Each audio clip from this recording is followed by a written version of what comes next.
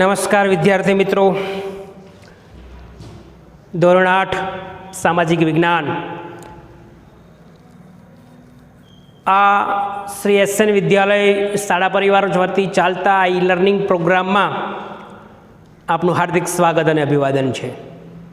વિદ્યાર્થી મિત્રો, ધોરણ 8 સામાજિક વિજ્ઞાનમાં ચેપ્ટર નંબર 6નો આજે આપણે અભ્યાસ કરી રહ્યા છીએ અને એ ચેપ્ટર નંબર 6ની અંદર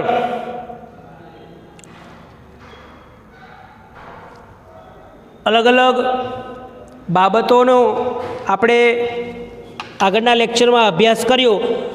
અંગ્રેજ શાસનની ભારત પર અસરમાં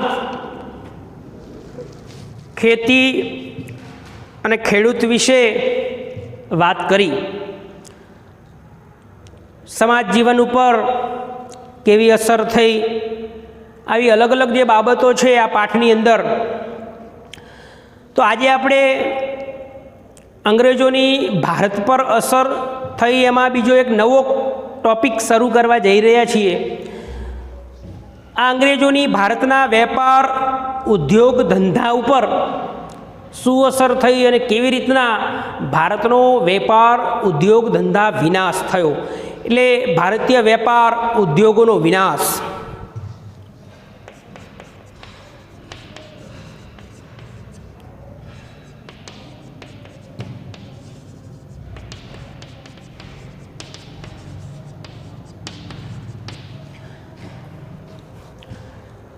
ભારતીય વેપાર ઉદ્યોગોનો વિનાશ થયો. એક સમયે પાઠની શરૂઆતમાં જ વિદ્યાર્થી મિત્રો આપણે કહ્યું હતું કે ઘણા બધા વિદેશી શાસકો આવ્યા, ઘણી બધી વિદેશી પ્રજાઓ ભારતમાં આવી, લાખો ધન દોલત લૂંટીને ગઈ, છતાં પણ ભારત દેશને ઉની આંચ આવી ન હતી. પરંતુ 18મી સદીના સમયગાળા દરમિયાન આ અંગ્રેજો અને એ અંગ્રેજોએ દાખલ કરેલી દ્વિમુખી શાસન પદ્ધતિના કારણે ભારતીય સમાજ ઉપર જબરજસ્ત વિપરીત અસર જોવા મળી. તો એ સમાજ ઉપર અસર જોવા મળી અને એના કારણે વેપાર ધંધા ઉદ્યોગ રોજગાર ઉપર પણ જબરજસ્ત વિનાશકારી અસર થઈ. તો આ અંગ્રેજોએ ભારતમાં આવી અને ભારતને પાયમાલ કરી દીધો. વેપાર ઉદ્યોગ ધંધા પડી ભાંગ્યા. પરિણામે ભારતના જે હુન્નર ઉદ્યોગ હતા અને એ હુન્નર ઉદ્યોગ ઉપર ગામડાનો કારીગર નભતો હતો. ગામડાની પ્રજા સુખ સમૃદ્ધિથી જીવતી હતી, પરંતુ આ અંગ્રેજ શાસનના કારણે ભારતના ઉદ્યોગ ધંધા હુન્નર ઉદ્યોગો પણ પડી ભાંગ્યા અને એની જબરજસ્ત વિનાશક અસરો આપણને જોવા મળી. તો આજે કેવી રીતના ભારતના હુન્નર ઉદ્યોગો અંગ્રેજ શાસન આવવાના કારણે પડી ભાંગ્યા એના વિશે વાત કરીશું. એક સમય હતો વિદ્યાર્થી મિત્રો, ભારતના મરી મસાલા, તેજાના, મલમલ, ગળી, ખાંડ, સુતરાઉ કાપડ, મીઠું, આવી અનેક ચીજ વસ્તુઓની યુરોપના દેશોમાં ખૂબ મોટા પ્રમાણમાં માંગ હતી. એટલે ભારત નિકાસ કરતું હતું. યુરોપના દેશોમાં અને એશિયાઈ દેશોમાં ભારતની ચીજવસ્તુઓની બહુ મોટી બોલબાલા હતી, બહુ મોટી માંગ હતી. એટલે ભારત વિશ્વના અન્ય દેશોને, એશિયાઈ અને યુરોપના દેશોને રેશમી કાપડ, મલમલ, મરી મસાલા, તેજાના, મલમલ, ખાંડ, સુતરાઉ કાપડ, મીઠું, આવી અનેક ચીજવસ્તુઓની નિકાસ કરતું હતું. અને એ દેશોમાં ભારતની આ બધી ચીજ વસ્તુઓની વિદ્યાર્થી મિત્રો ખૂબ મોટા પ્રમાણમાં માંગ પણ રહેલી હતી. ભારત આ બધા દેશોને આવી અનેક પ્રકારની ચીજવસ્તુઓ પૂરી પણ પાડતો હતો. પરિણામે શું થતું હતું? આ બધી ચીજવસ્તુઓ ભારત એ બધા લોકોને આપતું. પરિણામે યુરોપના, પશ્ચિમ યુરોપના આ જે દેશો છે એ ભારતમાં માલ ખરીદવા માટે પણ મોટા પ્રમાણમાં આવતા હતા અને એ ભારતની આ બધી ચીજવસ્તુઓ મોટા પ્રમાણમાં ખરીદી કરી અને લઈ જતા હતા. એટલે ભારતમાં આ બધી ચીજવસ્તુઓ મરી, મસાલા, સણ, રેશમી કાપડ, સુતરાઉ કાપડ, ખાંડ, મીઠું, આવી અનેક ચીજવસ્તુઓ ભારતમાં બનતી અને એ પશ્ચિમ યુરોપ અને એશિયાના દેશો ભારતમાંથી આવી અને આ બધી ચીજવસ્તુઓ લઈ જતા. એટલે ભારત છે એ નિકાસ કરતો હતો. એ સમયે ઢાકાની ખૂબ પ્રખ્યાત મલમલ, દેશ અને દુનિયામાં આ ઢાકાની મલમલની ખૂબ મોટા પ્રમાણમાં માંગ રહેતી હતી. એ મલમલનું કાપડ એવું કહેવાય છે કે આપણે જે માચીસ આવે છે એ માચીસના બોક્સની અંદર એનું અમુક લાંબુ એવું કપડું એ માચીસમાં સમાઈ જતું હતું. એવી જબરજસ્ત કાપડ, એવું જબરજસ્ત એનું વણાટ.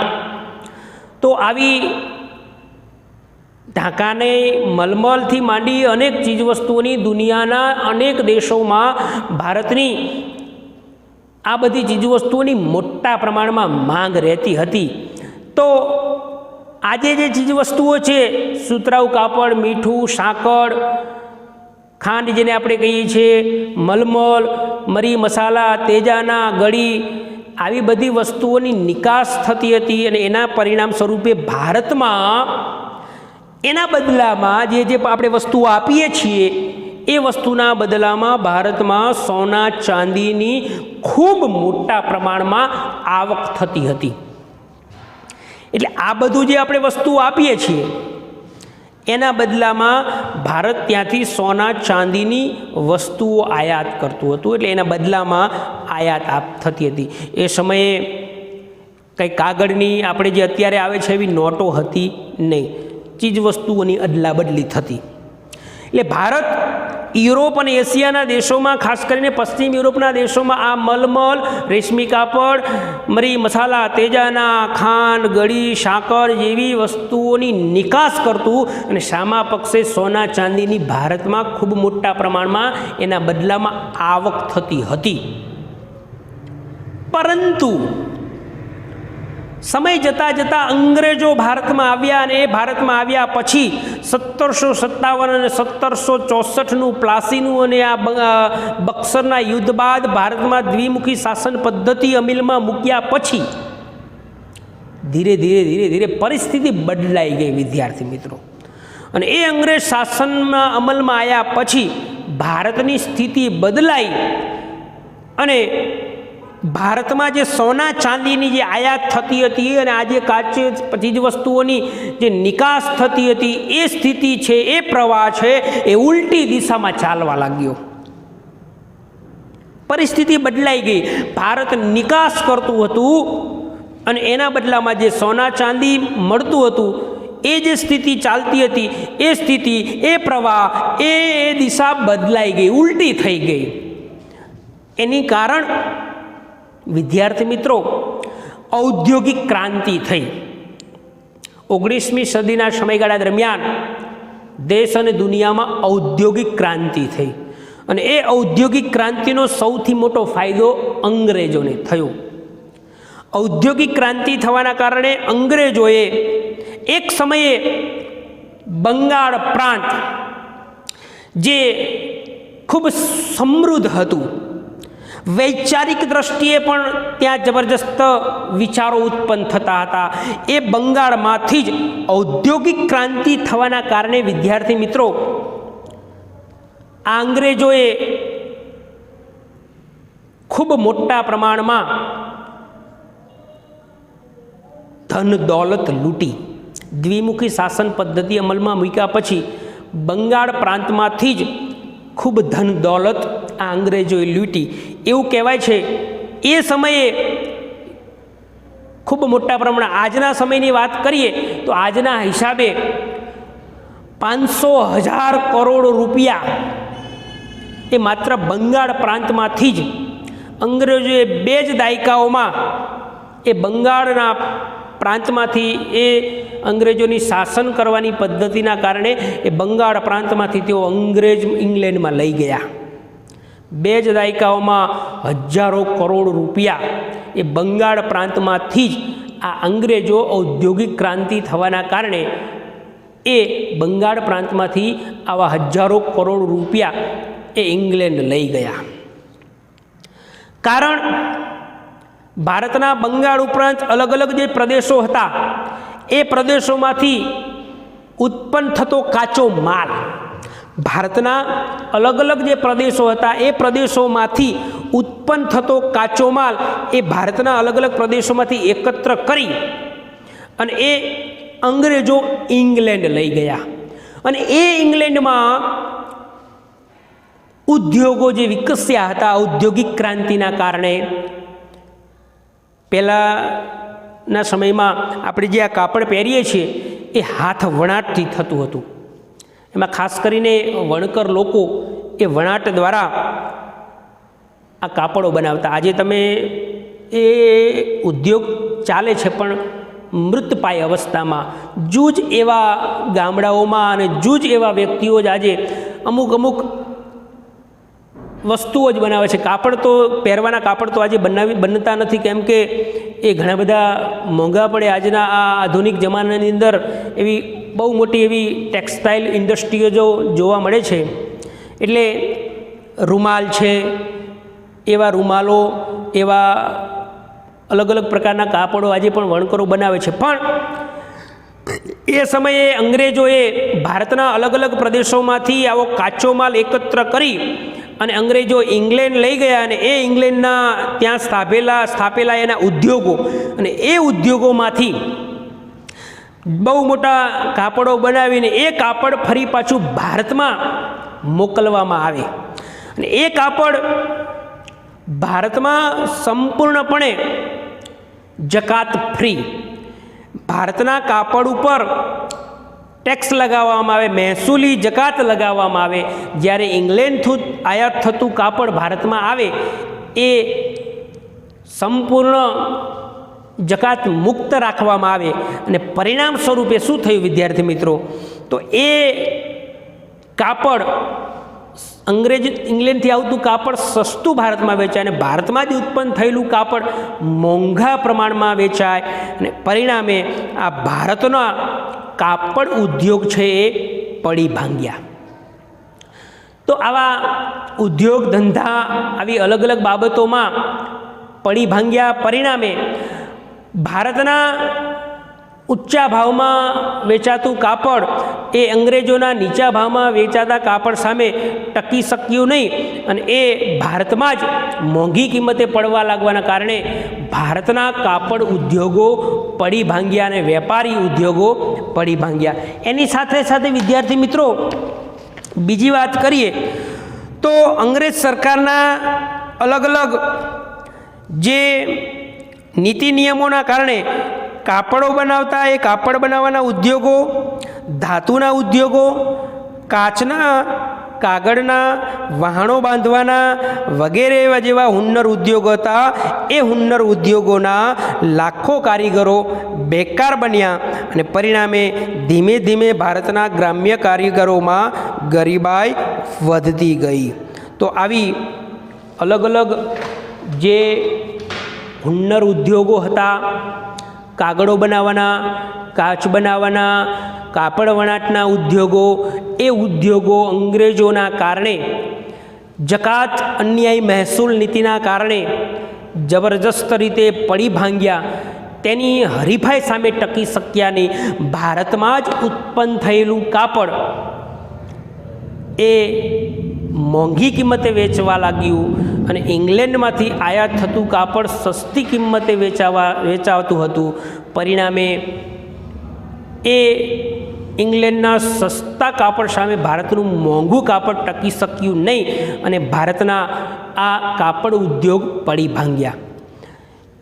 બીજી બાબત, અલગ અલગ જે હુન્નર ઉદ્યોગ જે પોતે હાથ વણાટથી કરતા હતા એ હુન્નર ઉદ્યોગો પણ ગામડાઓના પડી ભાંગ્યા, કાગળ ઉદ્યોગ, કાચ ઉદ્યોગ, આવા અનેક પ્રકારના જે ઉદ્યોગો હતા એ અંગ્રેજોની આ અન્યાયી મહેસૂલ નીતિ અને ઔદ્યોગિક ક્રાંતિના કારણે, અન્યાયી જકાત મહેસૂલ નીતિના કારણે પણ આવી બાબતો લાગુ કરી અને ભારતના આ ઉદ્યોગ, વેપાર, ધંધા પર વિનાશક અસર જોવા મળી અને અંગ્રેજોને ખૂબ મોટા પ્રમાણમાં ફાયદો થયો. એટલે એક સમયે જે ભારત મરી, મસાલા, તેજાના, મલમલ, ગળી, ખાંડ, મીઠું જેવી ચીજવસ્તુઓની નિકાસ કરતું હતું, પરંતુ એ સ્થિતિ બદલાઈ અને અંગ્રેજો આવવાથી ભારતમાં એને અન્યાયી મહેસૂલ નીતિ દાખલ કરી અને એ અન્યાયી મહેસૂલ નીતિના કારણે ભારતના વેપાર, ઉદ્યોગ, ધંધા પડી ભાંગ્યા અને જે અંગ્રેજોએ કાચો માલ લઈ ઇંગ્લેન્ડમાં એના ઉદ્યોગો વિકસાવ્યા અને એ ઉદ્યોગોમાંથી પાકો માલ તૈયાર કરી અને એ ફરી પાછો ભારતીય બજારમાં સસ્તી કિંમતે વેચી. કારણ ભારતના ઉદ્યોગ ધંધા ઉપર અન્યાયી જકાત નાખવામાં આવી. જ્યારે ઇંગ્લેન્ડથી આયાત થતા કાપડ ઉપર જકાત નાખવામાં આવી નહીં, એનાથી સસ્તી કિંમતે ઇંગ્લેન્ડનું કાપડ, ઇંગ્લેન્ડના ઉદ્યોગ ધંધામાંથી ઉત્પન્ન થતી જે ચીજવસ્તુઓ છે એ સસ્તી કિંમતે આપવામાં આવવાના કારણે ભારતનું આ મોંઘા અલગ અલગ ચીજવસ્તુઓના કારણે ભારતના ઉદ્યોગ ધંધાઓ પડી ભાંગ્યા. એ પછી કાપડ ઉદ્યોગ હોય તો ભલે, એ હસ્ત ઉદ્યોગ હોય તો ભલે, એ પછી કાગળ ઉદ્યોગ હોય કે પછી કાચ ઉદ્યોગ હોય, એવા કોઈ પણ ઉદ્યોગો છે એ ઉદ્યોગો પડી ભાંગ્યા અને પરિણામે ભારતનો ગામડાનો કારીગર વર્ગ એ ઉદ્યોગ ધંધા પડી ભાંગવાના કારણે બેકાર બન્યો અને એ ગરીબાઈમાં ધકેલાયો. તો આવી જબરજસ્ત ભારતના વેપાર ઉદ્યોગ પર વિનાશક અસર જોવા મળી. તો અંગ્રેજોની આ અન્યાયી નીતિના કારણે ભારતના વેપાર, ઉદ્યોગ ધંધાનો વિનાશ થયો. એક સમયે ભારત જે અલગ અલગ ચીજવસ્તુઓની જે નિકાસ કરતો હતો, એશિયા અને યુરોપના દેશોમાં ખૂબ મોટા પ્રમાણમાં માંગ રહેતી હતી. એ માંગ રહેવાના કારણે ભારત એના બદલામાં ખૂબ મોટા પ્રમાણમાં સોના ચાંદીની ચીજવસ્તુઓની આયાત કરતો હતો અને એનાથી ભારતમાં જે સુખ સમૃદ્ધિ જળવાઈ રહેતી હતી એનાથી ઉલટી સ્થિતિ સર્જાઈ અને ભારતના વેપાર, ઉદ્યોગ ધંધા પડી ભાંગ્યા. ભારતના ગામડાનો કારીગર વર્ગ બેરોજગાર બન્યો, ગરીબ બન્યો અને એ અંગ્રેજોના કારણે ભારતમાં વેપાર, ઉદ્યોગ પર વિનાશક અસરો જોવા મળી. તો વિદ્યાર્થી મિત્રો, આવી ખૂબ વિનાશક અસર એ અંગ્રેજોના શાસનના કારણે આવવાના કારણે ભારતમાં સ્થિતિ બદલાઈ ગઈ. તો વર્તમાન સમયની અંદર ગ્રામ્ય કક્ષાએ વિચારો લખેલું છે કે વર્તમાન સમયમાં ગ્રામ્ય કક્ષાએ કયા કયા ગૃહ ઉદ્યોગો જોવા મળે છે. તમારે વિચારી અને એક નોંધ તૈયાર કરવાની છે. પ્રયત્ન કરવો, વિચારવું.